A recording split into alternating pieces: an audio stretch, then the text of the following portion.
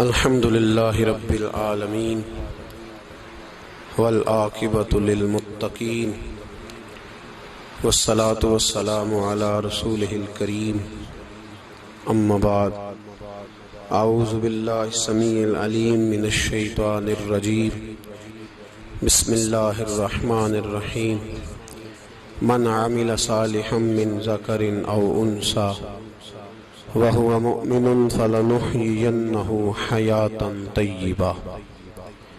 قال الله تبارك وتعالى في مقام آخر ومن أعرض عن ذكري فإن له معيشة ضنكا. صدق الله العظيم وصدق رسوله النبي الكريم.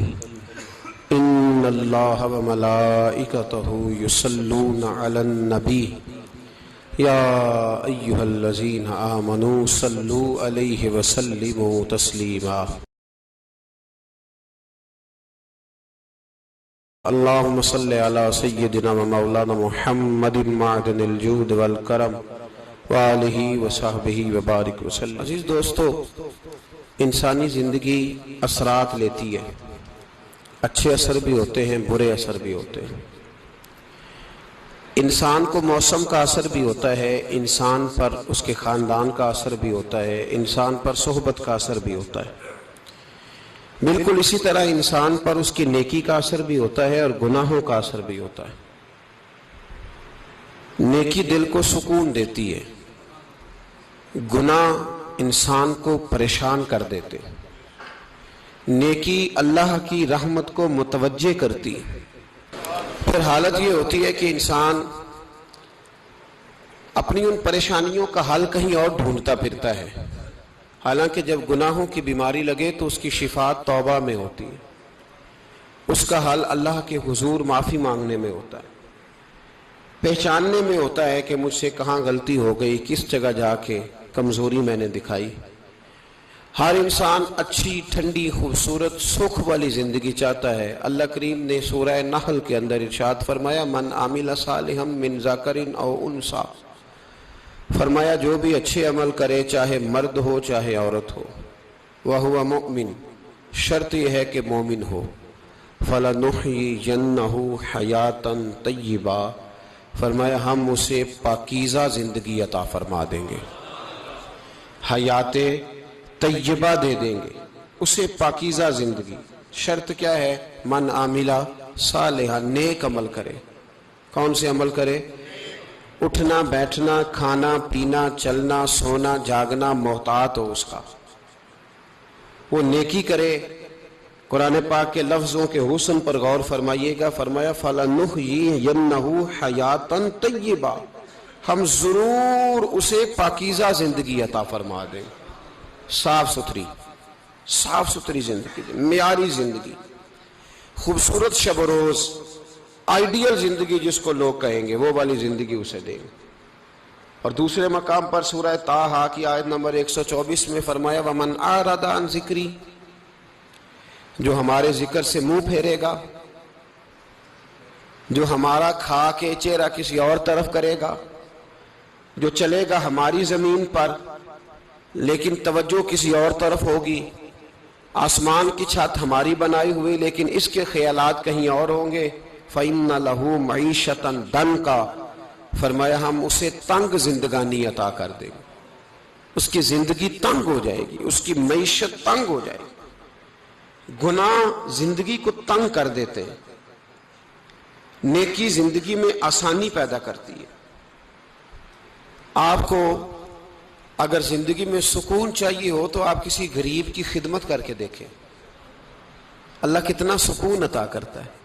آپ بڑے پاورفل بھی ہیں، بڑے طاقتور بھی ہیں اور بڑے باوقار بھی ہیں، لیکن کسی کو گالی دے کے آپ کا دل کبھی ٹھنڈا نہیں ہوگا، تکلیف ہوگی، اس کے اندر آزمائش ہوگی. ڈاکٹر ریسرچ کرتے ہیں، ڈاکٹر وہ کہتے ہیں گناہ کرنے سے آدمی جسمانی طور پر کمزور ہوتا ہے، لیکن وہی عمل اگر وہ بطور نیکی کرتا ہے تو اللہ اس میں اسے قوت عطا فرماتا ہے، اسی عمل میں اللہ اسے قوت عطا کر دیتا ہے. میں صرف اشارہ دے رہا ہوں، اس بات کی تفصیل میں نہیں جانا چاہتا. میرے عزیز یہ یاد رکھیں کہ نیکی آپ کو سکون دے گی، نیکی آپ کو ٹھنڈا کرے. اللہ تبارک و تعالیٰ نے قوموں پہ عذاب نازل کیا اور قرآن مجید فرقان حمید نے ان قوموں کے تذکرے بیان فرمائے. بھائی کس لیے بیان کیے؟ کہ ہم عبرت حاصل کریں، ہم یہ غور کر لیں کہ یہ کام ہم نے نہیں کرنا، اس کام سے ہم نے بچنا ہے، ہم نے غور کرنا ہے کہ یہ چیز ہمارے اندر. لوگ کہتے ہیں نہیں جی نہیں، ہم پہ یہ عذاب نہیں آئے گا، بالکل نہیں آئے گا، اس میں شک نہیں. پر اللہ نے بیان کس لیے کیا تھا؟ بیان کیا قرآن مجید معاذ اللہ کسی ایسی چیز کا بیان کرتا ہے جس کی ضرورت نہ ہو؟ قرآن پاک نے ایک ایک حرف ایسا بیان کیا جس کی مسلمان کو ضرورت تھی. قوم نوح کا ذکر فرمایا قرآن پاک نے. حضرت نوح علیہ السلام کی قوم کو حضرت نوح علیہ السلام نے 1500 سال سمجھایا ہے. کچھ لوگوں نے 950 سال لکھا ہے نا، اعلیٰ حضرت نے لکھا ہے 1500 سال عمر ہوئی حضرت نوح علیہ السلام کی. اللہ تعالیٰ بندے کو جلدی سزا نہیں دیتا، بلکہ قرآن مجید میں ایک جگہ رب کریم اس طرح بھی فرماتا ہے کہ جب بندے مجھے بھول جاتے ہیں تو میں ان کے لیے نعمتوں کے دروازے کھول دیتا ہوں. بندہ سمجھتا ہے کہ میں کچھ تو ہے نا کہ میرے اندر کہ میں جدھر جاتا ہوں خیر ہی خیر ہو جاتی ہے. وہ سمجھتا ہے کہ میری عقل ہے، حالانکہ اللہ اسے ڈھیل دیتا ہے. اللہ اسے ڈھیل دیتا ہے. گناہوں کی سزا کے 3 طریقے ہیں. ایک ہے متنبع کرنا، تنبیہ کرتا ہے اللہ، بندہ متنبع ہو جاتا ہے، یہ اللہ کا بہت بڑا احسان ہوتا ہے. ایک ہوتا ہے مہلت دینا، اور ایک تیسرا ہوتا ہے اللہ خفیہ تدبیر کرتا ہے. تھوڑا سا سمجھیے گا، انسان پر کوئی آزمائش آئی، فوراً اس کی چھٹی اس نے کہا کہ وہ فلان جگہ غلطی کی تھی تب ایسا ہوا ہے. ہوتا ہے نا کئی دفعہ آواز آتی ہے نا اندر سے، چلیں بول دیں کچھ نہیں ہوتا آپ کو. اللہ جانتا ہے یہاں کوئی کچھ نہیں کہے گا آپ کو، اور ہماری تو ویڈیو بھی نہیں گھومتی، یعنی خبر بھی نہیں ہو کہ کس نے ہاں کر دی کس نے نہ کر دی. آپ بغیر ٹینشن کے بات چیت کریں، آج کچھ نہیں ہوتا ہے انشاءاللہ تعالی. آتی ہے اندر سے آواز. میں آپ سے اس لیے ان چیزوں کی تصدیق کراتا ہوں کہ باقیوں کو بھی آتی ہے کہ نہیں، اس لیے تصدیق. کبھی کوئی کسی جگہ انسان پریشان ہوتا ہے تو محسوس کرتا ہے کہ وہاں مجھ سے ہوتا ہے نا جی، جس کو یہ نصیب ہو جائے بڑا خوش نصیب آدمی ہے. حضرت مولا علی فرماتے ہیں اگر تجھے دنیا میں سزا مل گئی تو بچ گیا ہے، سمجھ پھر اللہ کرم کرے گا، آخرت میں سزا نہیں دے گا. اور یہ یاد رکھ لے، وما اصابکم من مصیبت فبما کسبت ایدیکم ویعفو عن کثیر. اللہ فرماتا ہے دنیا میں تجھے جو بھی تکلیف پہنچتی ہے وہ تیرے ہاتھوں کے کرتوتوں کی وجہ سے پہنچتی. ویعفو عن کثیر، فرمایا کثیر گناہ تو میں ویسے ہی معاف کر دیتا ہوں. یہ جو تیری زندگی میں دکھ ہے نا، یہ بھی میری قلیل سزائیں ہیں. یہ کثیر پر سزا، یہ قلیل ہے، قلیل یہ جو تمہاری زندگی میں تکلیفیں. انسان کو سزا ملتی. حضرت فضیل بن عیاض رحمۃ اللہ تعالی علیہ گھوڑے پہ بیٹھے تھے، گھوڑا شرارت کرنے لگ گیا، اچھلنے لگ گیا، کودنے لگ گیا. تو حضرت فضیل بن عیاض نیچے اترے، ایک کونے میں جا کے نماز کی نیت باندھ لی، 2 رکعت نماز پڑھی، پھر دیر تک استغفار پڑھتے رہے، روتے رہے، دعا کرتے رہے. واپس آئے،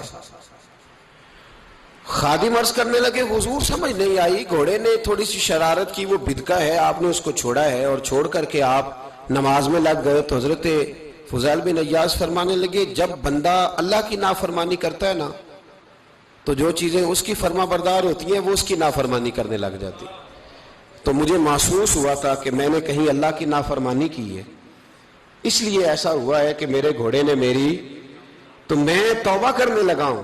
اور اب دیکھتا ہوں بیٹھ کے بھلا کیا ہوتا ہے. میں نے سچی توبہ، حالانکہ مجھے یاد نہیں کہ میں کہاں بولا، پر کھری اور سچی توبہ کی. دوبارہ گھوڑے پہ بیٹھے تو گھوڑا بالکل صحیح ہو کے ساتھ چلنے لگ گیا.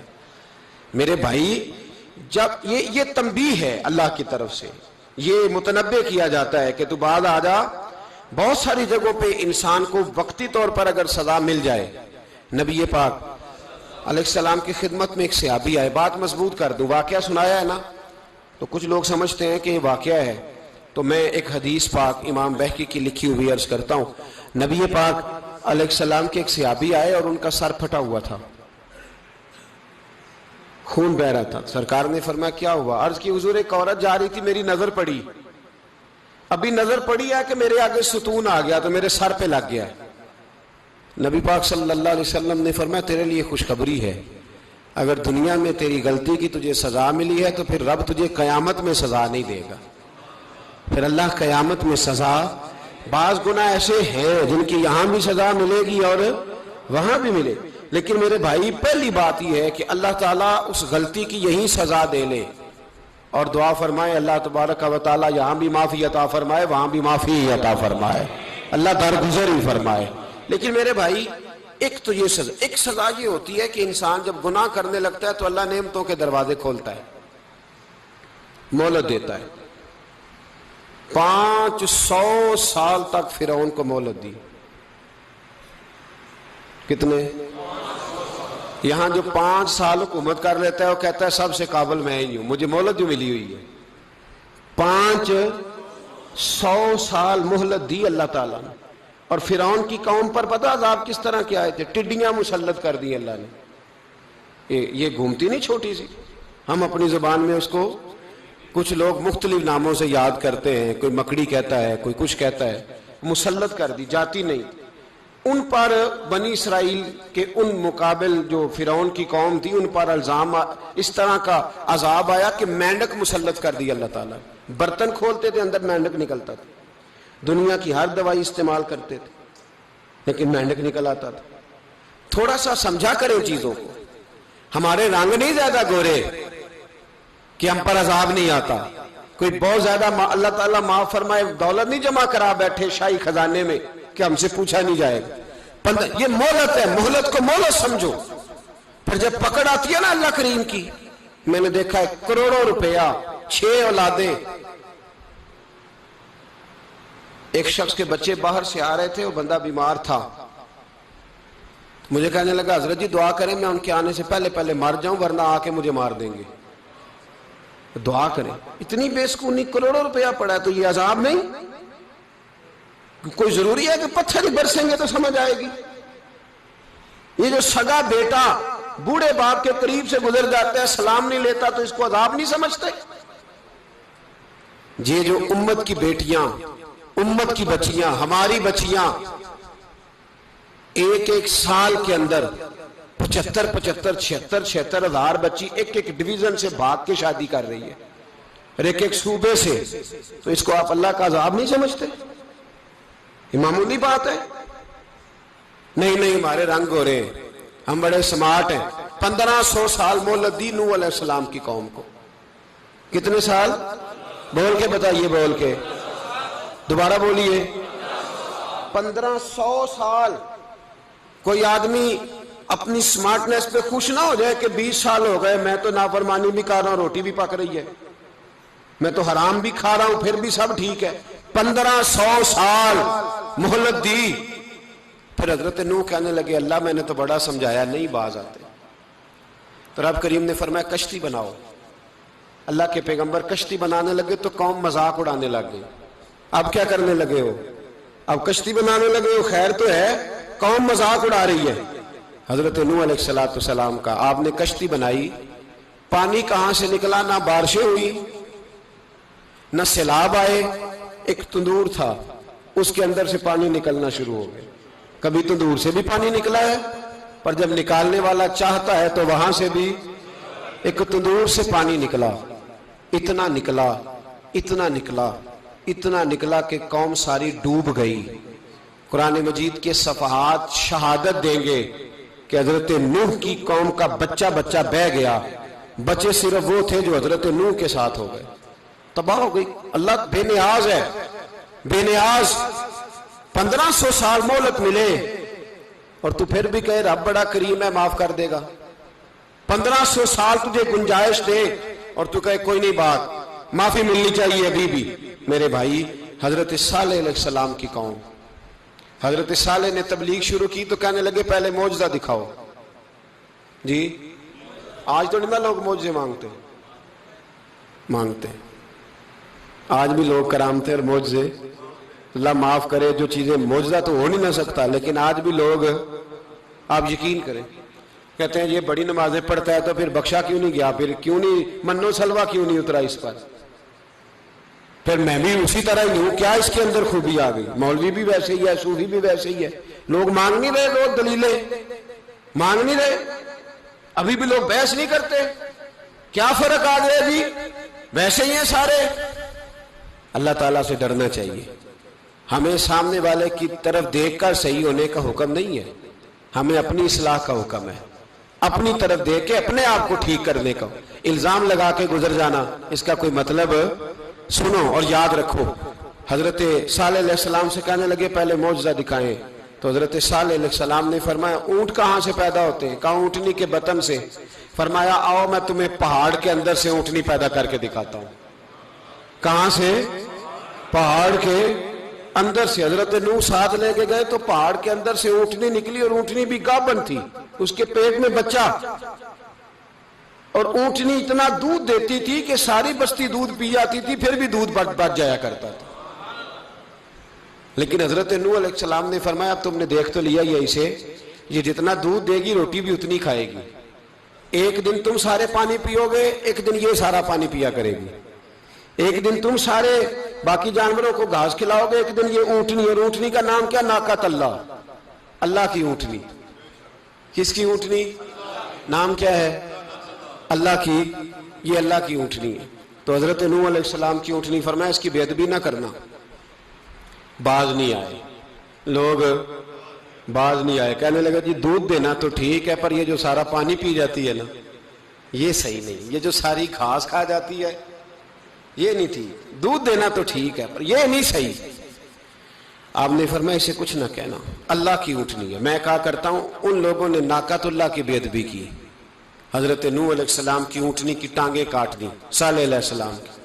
اور دیکھو اللہ بڑا بے نیاز ہے، اگر پیدا کرنا جانتا ہے تو حفاظت کرنی نہیں جانتا، لیکن رب کریم نے فرمایا نہ کرنا۔ انہوں نے ان کے پیر کاٹ دیے، کانوں پہ چھریاں لگائیں۔ اونٹنی جب مر گئی، اونٹنی اللہ تبارک و تعالیٰ کی وہ اونٹنی جب مر گئی تو حضرت صالح علیہ السلام کی قوم پر رب کریم نے زلزلہ بھیجا۔ اذا زلزلت الارض زلزالہا، جب زلزلے آئیں گے اور جب ان کا زلزلہ آنا زلزلہ آتا ہے نا، کیا کرتی ہے قوم؟ لا الہ الا اللہ، لا الہ الا اللہ، کلمے جاری ہو جاتے۔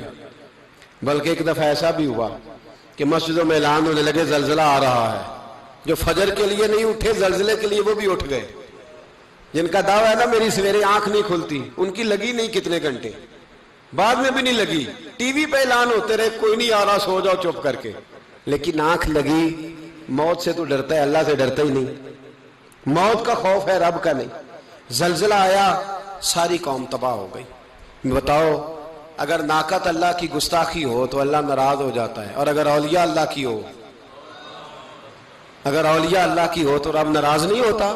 شرم نہیں آتی لوگوں کو داتا صاحب کی بے ادبی کرتے، شرم نہیں آتی لوگوں کو غوث اعظم کی گستاخی کرتے، حیا نہیں آتی جنہوں نے دین پھیلایا ان کی بے ادبی؟ میں درد سے کہتا ہوں، رو کے کہتا ہوں، اور اگر کلیجہ پھٹ سکے تو میں دکھاؤں زخم کتنے۔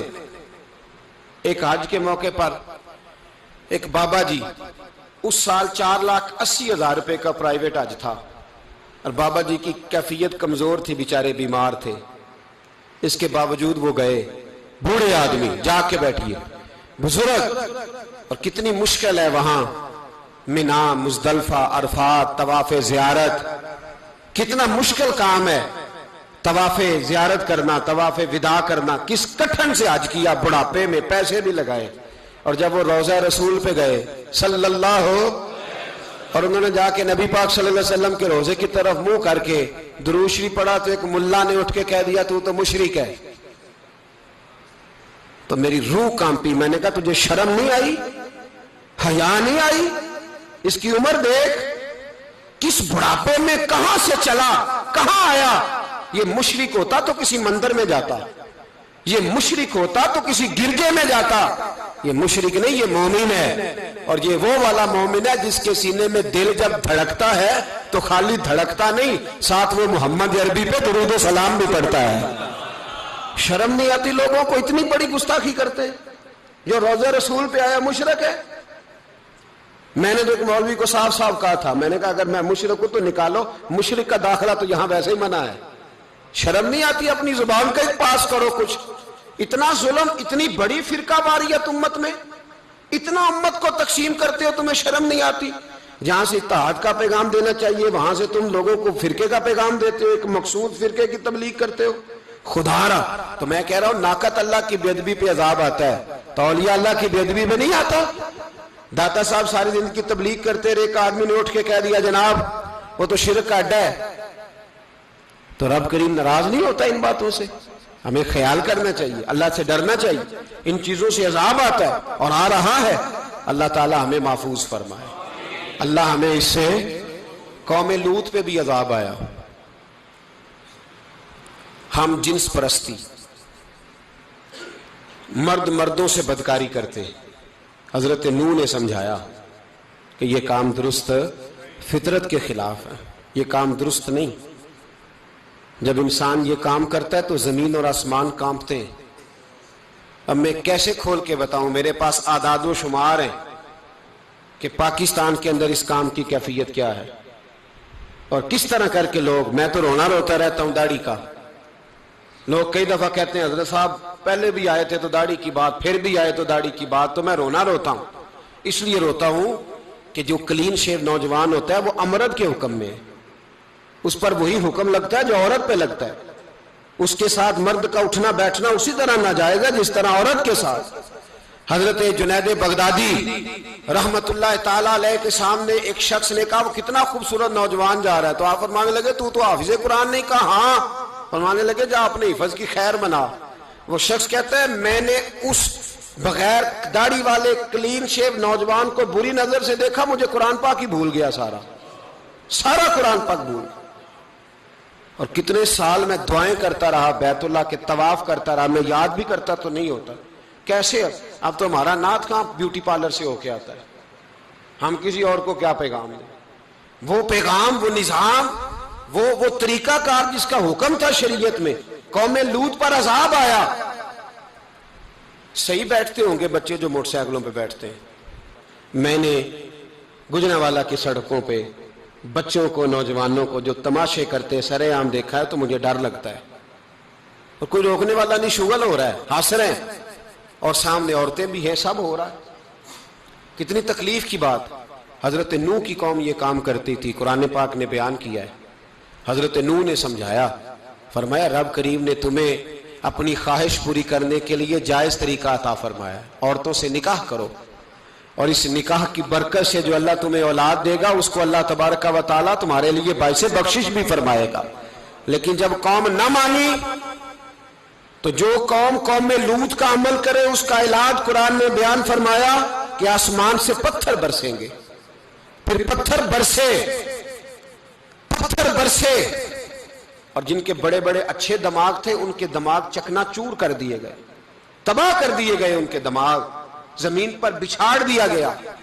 اللہ مہلت دیتا ہے لیکن اس کا مطلب یہ نہیں کہ انسان توبہ ہی نہ کرے. حضرت شعیب علیہ السلام کی قوم پر بھی عذاب آیا، اس لیے کہ بددیانتی کرتی تھی، ناپ تول میں کمی کرتی تھی. میں نے کہا تھا شب قدر کی رات کہ یہ کوئی تماشا ہے کہ شب رات آئی تو ساری رات روتے رہے، یا اللہ معاف کر دے، یا اللہ معاف کر دے، رو رو کے چیخے مار مار روئے. شب قدر آئی تو پھر چیخے ماری، ساری رات روئے. تو جس بندے کا پروگرام ہی نہیں سویرے بدلنے کا، دکان پہ بیٹھ کے پھر وہی ناپ تول میں کمی، پھر وہ اللہ تعالیٰ معاف کرے. میں ایک مضمون پڑھ رہا تھا تو وہ فوڈ کے اسپیشل لوگ نے لکھا تھا مہربانی کرو ملاوٹ ہی اچھی چیز کی کر لو، مرچ میں کیری تو نہ ملاؤ اینٹوں کی، وہ تو بیمار کرتی ہے، وہ تو خون کی آنتوں کو روک دیتی ہے. وہ کہنے لگا، اور وہ کہتا ہے میں تمہیں بتاتا ہوں کون کون سی چیز ملائی جا سکتی ہے، وہ ملا لو. خدا را اس قوم پہ رحم کرو، مہربانی. ایک دوست ہے ہمارے، میں وزیر آباد میں ان کے گھر بیٹھا تھا تو ایک میڈیکل، میرا کسی شخص پہ اعتراض کرنے کا میں مجموعی بات کرتا ہوں. میں ایسے ڈاکٹروں کو جانتا ہوں جو اللہ تعالیٰ فضل کرے سچ مچ کے نیک ہیں، اچھے لوگ. تو بچے کا میڈیکل سٹور ہے تو والد بیمار ہو گیا تو کہتا ہے ابا جی ڈاکٹر صاحب نے کہا آپ کو ڈرپ لگنی ہے. تو سگے باپ کو ڈرپ لگانے لگا تو باپ کیا کہتا ہے پتر تیری مہربانی مینو کوئی اصلی لائی، وہ نہ لائی جڑی لوکاں نو لانا ہے. اب وہ پیار سے سنا رہا ہے بات. میں نے اسے کہا کہ یہ تو ڈوب مرنے کا مقام ہے نا، ڈوب مرنے کا مقام، کہ جس ملک کے اندر دوائی بھی صحیح نہ بکے، اصلی نہ ملے دوائی بھی، اور پھر وہ قوم کہے کہ ہم نے تو پورے روزے رکھے. ہم نے تو بڑا صدقہ اور خیرات کیا، دوائی بھی اصل نہ ملے۔ جناب شعیب علیہ السلام کی قوم ناپ تول میں کمی کرتی تھی، تو اللہ تبارک و تعالیٰ نے ان پر بتا عذاب کس طرح کا بھیجا، شدید گرمی ہوئی۔ اللہ ہمیں محفوظ فرمائے، سارے آمین کہہ دیا۔ دیکھیں کتنا اچھا موسم کر دیا رب کریم، اللہ ہمیں محفوظ فرمائے، اللہ رحمت فرمائے۔ شدید گرمی کی لہر آئی، باہر اتنی گرمی ہوئی کہ لوگ اپنے گھروں میں گھس گئے۔ جس طرح سورج کی شعاعیں گھروں کے اندر داخل ہو جاتی ہے، اس طرح گرمی کی لہر اندر داخل ہوئی۔ اور جس طرح کسی کو آگ لگ جائے تو وہ آدمی اچھلتا کودتا ہے نا، اس طرح یہ لوگ اچھلنے لگے اور اچھل کود کے مر گئے۔ جرم کیا تھا؟ ناپ تول میں کمی کرتے۔ حضرت داؤد کی قوم بھی تباہ ہوئی، جرم کیا تھا؟ ہفتے والے دن مچھلیاں نہیں پکڑنی تو یہ پکڑتے تھے۔ حکم ہے نا مسلمان کو نماز کے ٹائم کوئی اور کام نہیں کرنا، نماز پڑھنی ہے۔ میرا خیال ہے مسلمان تو فٹافٹ آ جاتے ہیں، سارے ہی پہنچ جاتے ہیں نا مسجدوں میں۔ ہلکا ہلکا بول رہے ہیں آپ، کیوں نہیں پہنچتے؟ اگر حضرت سیدنا، اور پتہ انہیں سزا کیا ملی؟ اللہ نے فرمایا اس ٹائم عبادت کرنی ہے، کام نہیں کرنا، وقت نہیں ہے کام کا۔ انہوں نے مچھلیاں پکڑی، 12,000 لوگ تھے۔ پتہ ہے مالک نے سزا کیا دی؟ بندر بنا دیا اللہ کریم۔ قرآن مجید کا پہلا سپارہ پڑھے، فَجَعَلْنَاهَا نَكَالًا لِمَا بَيْنَ يَدَيْهَا وَمَا خَلْفَهَا۔ اللہ فرماتے ہیں پچھلوں کے لیے بھی عبرت بنا دیا، بعد والوں کے لیے بھی عبرت، نشان عبرت بنا دیا۔ بندر بن گئے، اور جو ان کے دوست جو بچ گئے تھے ان کے پیر چومتے تھے، روتے تھے۔ 3 دن بندر بن کے زندہ رہے، پھر اللہ نے سب کو اجتماعی موت دے دی۔ اگر مسلمان سے اللہ کہے کہ نماز کے ٹائم کاروبار نہیں، جمعے کے ٹائم کاروبار، تو مسلمان کہتا ہے نہیں مجھے مہلت ملی ہوئی ہے۔ یہ تو اس وقت پتہ چلتا ہے نا جب بچے ڈیوٹی لگاتے، ہاں ہاں ہاں عذاب آتا ہے، اس وقت پتہ چلتا ہے۔ میں نے دیکھا یہ منظر، اس وقت پتہ چلتا ہے جب بچے کسی ملازم 6,000 کی ڈیوٹی لگاتے، کہتے ہیں ابے کا دھیان رکھنا، ہم دکان پہ بیٹھنے لگے۔ پھر اسے سمجھ آتی ہے اگر میں نماز کے ٹائم مسجد میں ہوتا تو آج میری اولاد میری خدمت پہ ہوتی۔ میں نماز کے ٹائم مسجد نہیں گیا تو بچوں نے 6,000 کا ملازم بٹھایا ہے، ابا جی کا خیال رکھ، ایک نرس بلائی ہے تو خیال رکھ۔ کدھر ہوتے ہیں مسلمان نماز کے ٹائم؟ ایک عیسائی نے اعتراض کیا ہے، سنیں، وہ کہتا ہے مجھے لگتا ہے مسلمانوں کے 3 خدا ہیں۔ مسلمان اڑ گیا، کہنے لگا نہیں ہمارا تو ایک ہے، کہا نہیں 3 ہے۔ معاذ اللہ استغفر اللہ، ہمارا ایک ہے۔ کہنے لگا نہیں میں ثابت کرتا ہوں، ایک تمہارا خدا 5 نمازوں کا ہے، ایک رمضان کا ہے، ایک عید کا ہے۔ لگتا ہے معاذ اللہ عید والا زیادہ تگڑا ہے، تم زیادہ آتے ہو۔ رمضان والا لگتا ہے اس سے کچھ کمزور ہے، تم تھوڑے آتے ہو۔ اور 5 نمازوں والا شاید سب سے کمزور ہے۔ بات عقل کی ہے کہ نہیں؟ اس نے اعتراض ٹھیک کیا تو مسلمان کو چاہیے نا خیال کرے۔ ایک یہودی نے لکھا تھا، اس نے کہا تھا جس دن مسلمانوں کی تعداد فجر کی نماز میں اتنی ہو گئی جس دن جتنی جمعے میں ہوتی ہے، اس دن نہ کوئی یہودی سازش کرے گا نہ کوئی عیسائی تلوار نکالے گا۔ شرط یہ ہے کہ یہ اسی طرح فجر پڑھنے ہیں جس طرح جمعہ پڑھنے آتے ہیں، تو پھر کوئی شخص بھی ان کو کسی جگہ شکست دے سکتا تو ہمارے گناہ ہمیں پریشان کرتے ہیں۔ یہ جتنی آزمائشیں ہیں ان کے پس منظر میں گناہ ہیں۔ ہماری زندگی کے اندر جتنی تکلیفیں، ہماری پریشانیوں کا سبب ہم خود ہیں۔ بہت ساری جگہوں پہ ہم غلطی کرتے ہیں، اس کی ہمیں سزا ملتی ہے، غلطی کی سزا۔ ایک نوجوان نے مجھے بڑی گہری بات سنائی، میرا قریبی تعلق تھا، کہنے لگا گھر میں بڑا مسئلہ ہے، بڑی پریشانی ہے، ماں اور بیوی کا ماحول اتنا سخت ہو گیا ہے کہ نمٹ نہیں سکتا۔ آپ یقین کریں میں نے ڈیٹیل سے ساری چیز کو سٹڈی کیا، میرے پاس اتنا وقت نہیں ہوتا، پھر بھی میں نے اس فیملی کو پورا پڑھا تو غلطی نوجوان کی نکلی۔ نہ اس پہ اماں اعتبار کرتی ہے نہ بیوی اعتبار کرتی ہے۔ اس نے جھوٹ بول بول کے اس طرح کی ماحول پیدا کر دیا ہے کہ کوئی اس پر اعتماد کرنے کو تیار ہے۔ اگر آپ ناراض نہ ہو تو ایک بات کروں، پتہ ہے گھر میں ماحول کب خراب ہوتا ہے؟ باہر والے ہماری تقریر سنتے ہیں، گھر والے ہمارا عمل دیکھتے ہیں۔ جب وہ دیکھتے ہیں نا کہ یہ کس طرح کا شخص ہے، اس کے رویے، اس کا کردار، اس کا لب و لہجہ کتنا برا ہے اور یہ کردار کا کتنا کمزور ہے۔ اعلیٰ حضرت فرمایا کرتے تھے نیک وہ ہوتا ہے جس کی تنہائی صاف ستھری ہوتی ہے، اس لیے ماحول بگڑ جاتا ہے۔ یہ جو ہم کہتے ہیں نا میرے سجن بڑے بنتے ہیں پھر ٹوٹ جاتے ہیں، کچھ لوگ ایسے ہوتے ہیں جو ان کے پاس جاتا ہے انہی کا ہو جاتا ہے، وہ کہیں اور کے قابل کیوں بھلا؟ اس لیے کہ ان کے کردار میں ٹھنڈک دیکھتا ہے، ان کے لب و لہجے میں مٹھاس دیکھتا ہے، اس شخص میں اتنی خوبصورتی دیکھتا ہے کہ اسی کا بن جاتا ہے۔ حضرت ابراہیم بن ادم کے پاس ایک نوجوان آیا، کہنے لگا میں گناہ کرنا چاہتا ہوں۔ فرمانے لگا بالکل کر، اللہ کا دیا ہوا رزق کھانا چھوڑ دے اور گناہ کر۔ کہنے لگا یہ نہیں ہو سکتا۔ فرمانے لگے چل پھر اس طرح کر، رب کی زمین پہ نہ رہ، کسی اور کی زمین پہ چلا جا۔ کہنے لگا یہ بھی نہیں ہو سکتا۔ فرمانے لگے چل اللہ کی چھت سے نکل جا۔ کہنے لگا یہ بھی نہیں ہو سکتا، تو آپ رو پڑے۔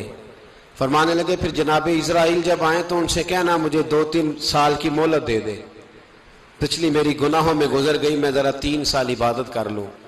تو وہ شخص بھی رونے لگا، کہنے لگا حضور وہ مہلت نہیں دیتے، وہ جب لینے آتے ہیں تو پھر لے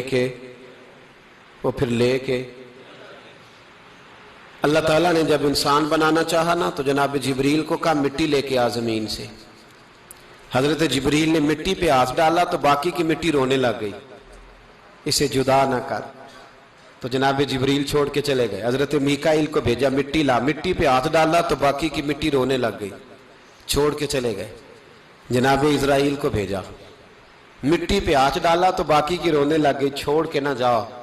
تو حضرت اسرائیل فرمانے لگے تیرا رونا دیکھو کہ رب کا حکم دیکھو۔ وہ لے گئے، جب پیش کی تو رب کریم نے فرمایا اسرائیل جان نکالنے کی ڈیوٹی بھی تیری، تو مٹی کو لے آنا، باقی مٹی روتی بھی رہے تو روتی رہے، جب میرا فیصلہ آ جائے تو پھر اس میں کوئی گنجائش۔ ہم کھاتے بھی اللہ کا ہیں، نافرمانی بھی اس کی کرتے، زمین پہ بھی اس کی چلتے ہیں، نافرمانی بھی اس کی کرتے، حکم کسی اور کا مانتے، چھت پہ رب کریم کی رہتے۔ اس طرح نظام نہیں چلتا۔ میرے بھائی یاد رکھ لو، گناہوں کی سزا ملے گی، زندگی تنگ ہو جائے، یہاں بھی آزمائش ہوگی اور وہاں بھی۔ میں نے درس پہ کہا تھا، پھر بات کہتا ہوں، یہ میں اپنے لیے کہہ رہا ہوں، توجہ ہے میری بات پر۔ دعا فرمایا کرے کہ جو کچھ ہم نظر آتے ہیں اللہ ہمیں ویسا بننے کی توفیق بھی عطا فرما۔ اللہ ویسا بننے کی، یہ مشکل معاملہ ہے، مشکل۔ دیکھیں نا ایک آدمی سیاستدان ہے، اس نے بڑے اچھے نعرے لگائے، انقلاب آ جائے گا، میں غریب کا بھلا کر دوں گا، میں یتیموں کے سر پہ ہاتھ رکھوں گا، میں مجبوروں کی مدد کروں گا، میں دکھیوں کی مدد کروں گا، مزدوروں کو۔ اس نے اچھے اچھے نعرے سکھائے، اچھا اس نے پیغام دیا، اندر اس کے یہ تھا کہ اقتدار ملے گا تو مرضی کروں گا۔ لوگ اس کے گرد بھی گئے، اس کی گاڑی کے پیچھے بھی بھاگے، لوگوں نے اس کے نعرے بھی لگوائے، جیب سے پیسے لگا کے اس کے پوسٹر بھی شائع کیے، لوگ اس کے گرویدہ ہو گئے، لوگوں نے پوری، اور میری قوم نے تو بیچاری نے کئی دفعہ دھوکے کھائے۔ جس نے نعرہ لگایا غریب اسی کے پیچھے مسیحا بن کے چل پڑا۔ آج دھوکہ دے لیا، لوگوں کو پیچھے لگا لیا۔ یہ بتاؤ اگر راز کھل جائے، اگر راز کھل جائے کہ یہ دھوکہ دے رہا ہے، یہ فریب کر رہا ہے، تو لوگ اس کا کیا حال کریں گے؟ یہ راز قیامت میں کھل جائے گا، قیامت میں یہ راز یہ کھل جائے گا، یہ دھوکے باز تھا۔ اذا زلزلت الارض زلزالها، جب زلزلہ آئے گا جیسے اس کا آنا ٹھہرا، واخرجت الارض اثقالها، زمین اپنے بوجھ باہر نکال دے گی۔ اس سے مراد کیا ہے کہ زمین پہ جو جرم ہوئے زمین بتا دے گی، باہر نکل آئے۔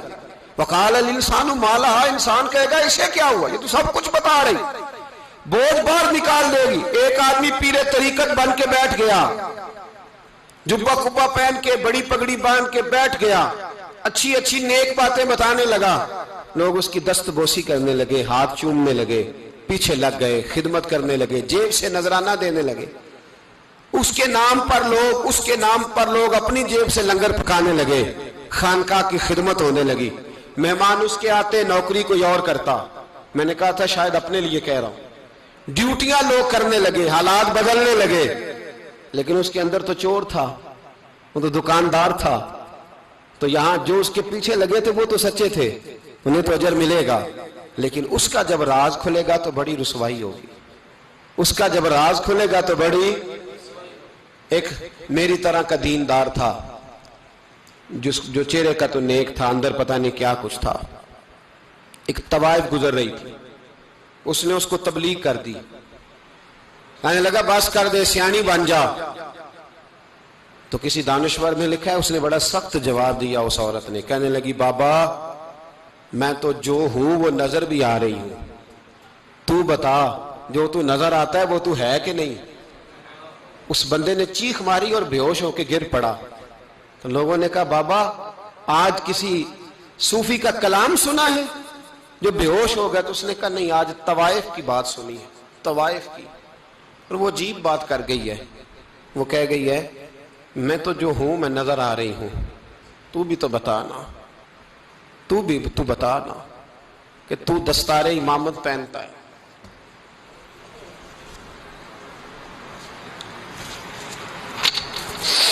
تو بتا تو جو کہلاتا ہے تو وہ ہے کہ نہیں؟ یہ وقال الانسان ما لہا، یہ راز قیامت میں کھلے گا. ہم جو کچھ بتا رہے ہیں نا اپنی زبانوں سے، ہمیں اپنے گناہوں کا احساس ہونا چاہیے. ایسا نہ ہو کہ جب سزا ملے تو پھر اس طرح کی ملے کہ دوبارہ کسی کو کوئی منہ دکھانے کے قابل نہ رہے. میرے بھائی یاد رکھیں اور سمجھیں، گناہ انسان کی زندگی کو تنگ کرتے ہیں. میرے نبی پاک علیہ السلام نے فرمایا جب تو جھوٹ بولتا ہے تو تیرے فرشتے کرامن کاتبین سائیڈ پہ ہو کے کھڑے ہو جاتے ہیں. جب تو زنا کرتا ہے تو تیرے اندر سے ایمان نکل جاتا ہے.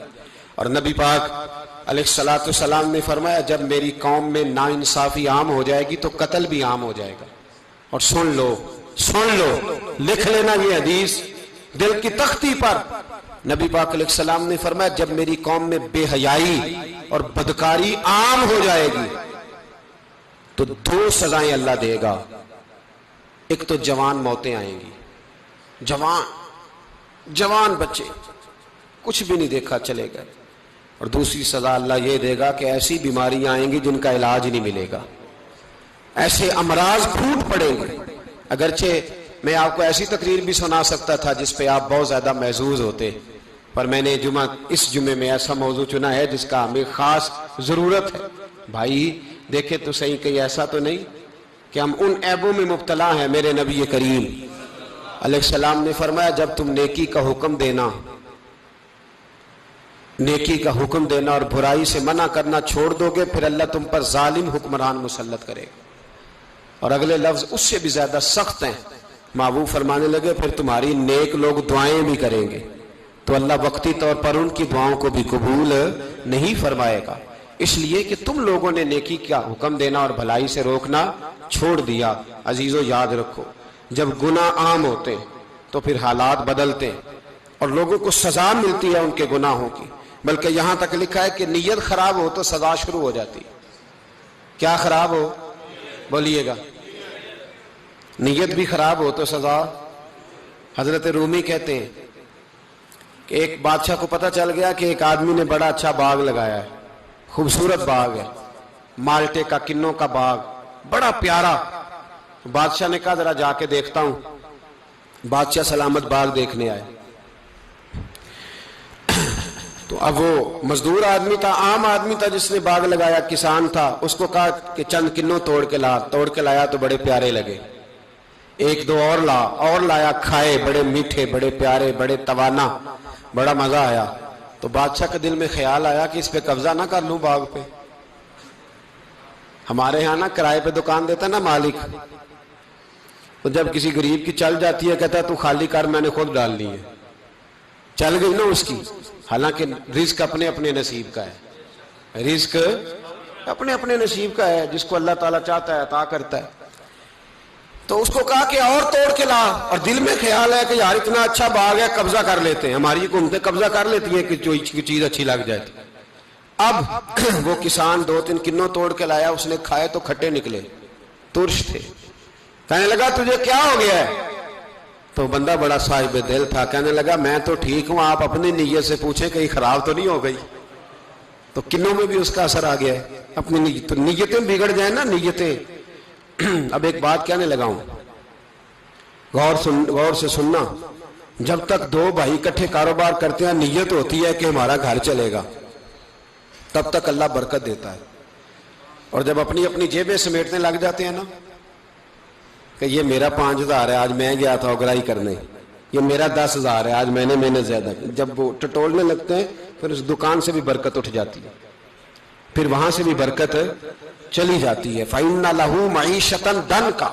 فرمایا جب تو میں منہ پھیر لیتا ہے پھر تیری زندگی اللہ تنگ کر دیتا، پھر وہاں سے بھی برکت، خوبصورتی، اثر اٹھ جاتا ہے۔ ایک سنار نے گلی میں ایک یتیم چھوٹے سے بچے کو گھومتے دیکھا تو سنار بے اولاد تھا، بچے کو اٹھا کے گھر لے آیا،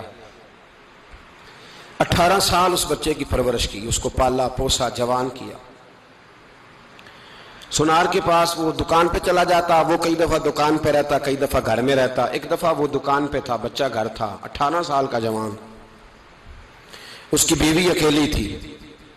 وہ جس نے ماں بن کے پالا تھا اس نے اسی پہ حملہ کر دیا، اس کا بازو بری نیت سے تھاما، بیوی چیخی۔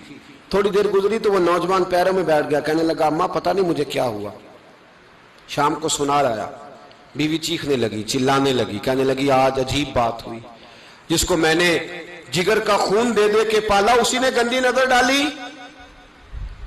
سنار محو حیرت ہے، بیوی کا خیال تھا کہ لاٹھ اٹھائے گا، ڈنڈا اٹھائے گا، نوجوان کو مارے گا، لیکن وہ رونے لگ گیا۔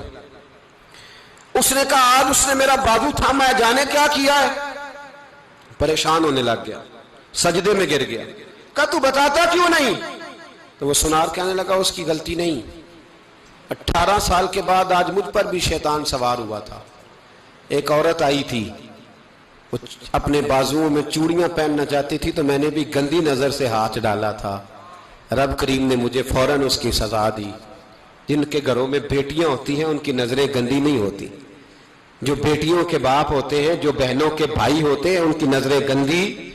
اور اگر تو ٹیلی فون کرتا ہے، تو کسی عورت کے ساتھ تعلق رکھتا ہے تو یہ بات لکھ لے، امام فخر الدین رازی 1، علامہ اسماعیل حقی 2، ملا جلال الدین رومی 3، امام خازن 4، امام جلال الدین سیوطی 5 حدیث کے استاد اور محدث لکھتے ہیں کہ اگر تو کسی پر گندی نظر ڈالے گا تو تیرا گھر بچ سکتا، یاد رکھ نہیں بچے گا، اس لیے کہ تیری نظر کسی کی بیٹی کو بیٹی سمجھ تاکہ تیری بچی کا پردہ قائم رہے، کسی کی بہن کو۔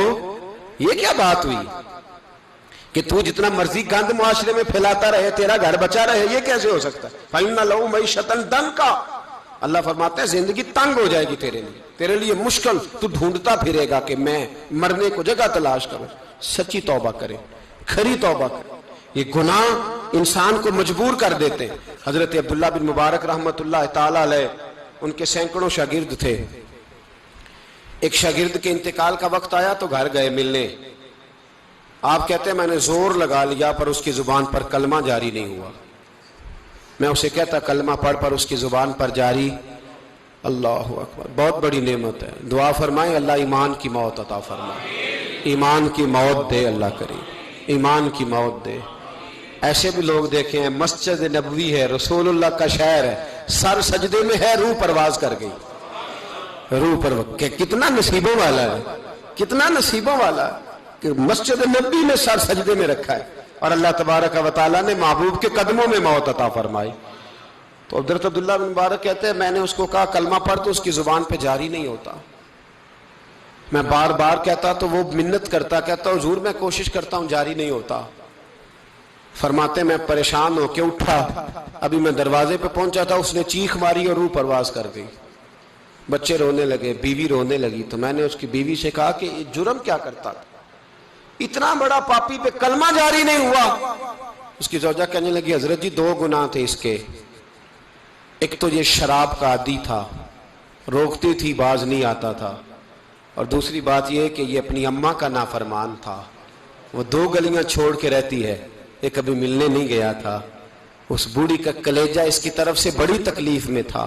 تو حضرت عبداللہ بن مبارک کہنے لگے جا تو بھی دعا کر اور اس کی ماں کو بھی کہہ دعا کرے کہ یہاں تو یہ کلمہ نہیں اسے نصیب ہوا، اللہ کرے اللہ آخرت کی منزلیں اس کی بہتر فرما دے۔ میرے بھائی ایسے گناہ حضرت مالک بن دینار نے توبہ کی انہوں نے۔ کس طرح؟ فرماتے میں نشے کا عادی تھا، کسی نے مجھے کہا کہ بطور دوائی شراب پی لو تو میں نے پی لی، نشے کا عادی تھا، شراب پیتا تھا۔ اللہ تعالیٰ نے بڑی منتوں اور کوششوں کے بعد، منتوں کے بعد ایک بیٹی عطا فرمائی، وہ بھی 2.5-3 سال کی ہوئی تو پردہ کر گئی۔ کہتے میں اس کی قبر پہ بیٹھ کے گھنٹوں روتا شراب کا عادی تھا. ایک دن سویا تو خواب دیکھتا ہوں کہ میرے پیچھے ایک بڑا سانپ لگ گیا ہے اور سانپ جب منہ کھولتا ہے تو انگارہ نکلتا ہے. میں پھر دعا کرتا ہوں اللہ ہمیں معاف فرمائے, اللہ ہم سے درگزر. میں کچھ قبرستانوں میں جاتا ہوں تو میں سانپ بچھو پھرتے ہوئے دیکھتا ہوں اور ڈر آتا ہے کہ ہم یہاں آنے والے ہیں. یہ لوگ کہہ رہے ہیں کہ تمہاری تیاری ہے, کسی وقت بھی اعلان ہو جائے گا کہ چلو بھائی چلو فلاں صاحب کا جنازہ ہے, اٹھو. لوگ کہتے ہیں جلدی کرو, اور ایک کونے میں ایک شخص یہ بھی کہتا ہے کہ دیگ بھی رکھ لو, مہمان بڑے جمع ہو گئے. اور ایک کونے میں لوگ یہ بھی کہتے ہیں کہ برف ٹھنڈی لے آؤ, لوگوں نے پانی بھی پینا. پہلے اعلان ہوتا ہے کہ فلاں فوت ہو گیا, پھر اعلان ہوتا ہے جنازے کا ٹائم ہو گیا, پھر اعلان ہوتا ہے جنازہ اٹھایا جائے گا, اور پھر بات ختم ہو جاتی ہے. پھر کل من علیہ فان, پھر کوئی نہیں پوچھنے آتا. ختم ہو گئے, قصہ ہی ختم ہو گیا. ان لوگوں کی کہانی مٹ گئی, ختم ہو گئے.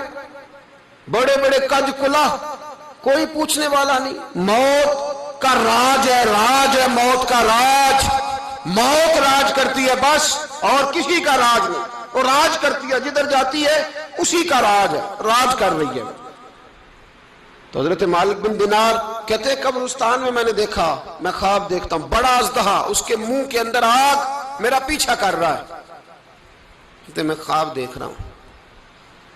میں دوڑا, لیکن وہ اژدہا جب میں دوڑا تو میرے آگے آ کے کھڑا ہو گیا.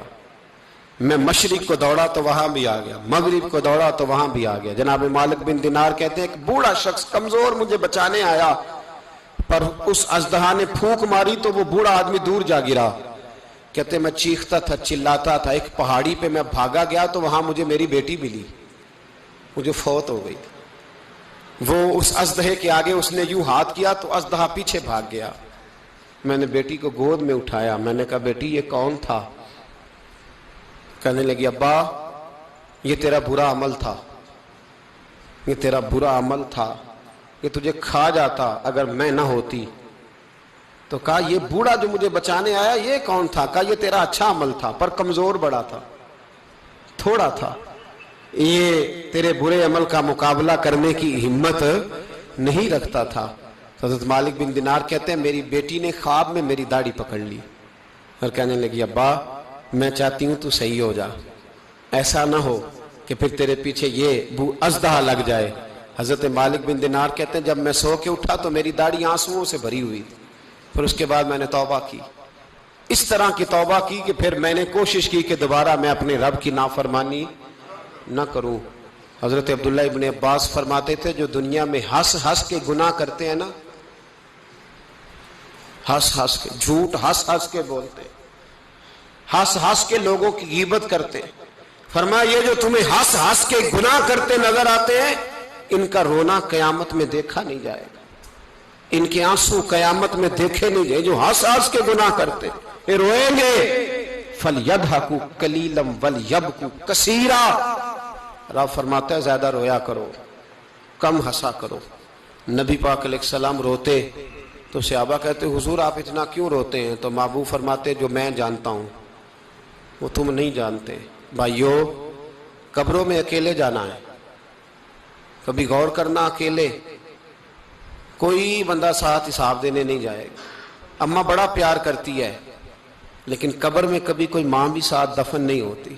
اپنا اپنا حساب دینا, مشکل وقت ہے, حساب کر لینا چاہیے, تیاری کر کے رکھنی چاہیے. گناہ اگر یہاں ہماری زندگی کو تنگ کریں گے تو وہاں بھی ہمارے لیے مشکلات پیدا کریں.